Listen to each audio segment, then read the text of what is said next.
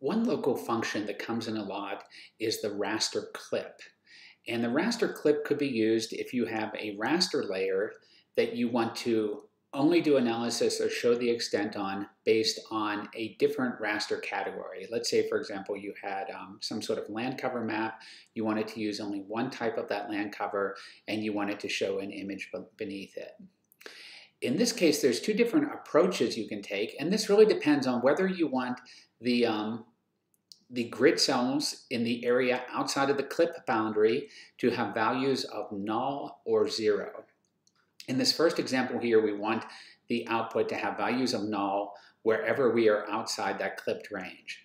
So in the middle here, the template is showing where we want to have values, and we give all of those grid cells a value of 1.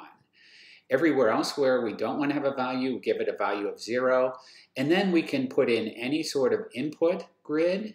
And using some of these logical operations that we've talked about, or just the clip function, we can change that into an output raster that only has values where the template has a value of 1, as we can see here. The advantage of this is there's null values. There are no values at all in our output raster in areas outside of the clip area. However, sometimes we're not so picky. We can live with a 0 value outside of the area that we're clipping. We still want the values inside the area to retain the same values as the input raster, but 0 is good enough. We don't need null values. A 0 value won't get in the way of what we're trying to do with this new raster.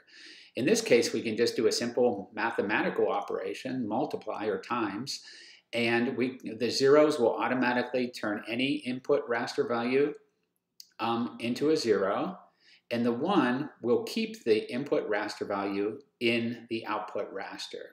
So we can see here that essentially what we're doing is we're taking all of the 0 values from the clip raster, and we're taking all of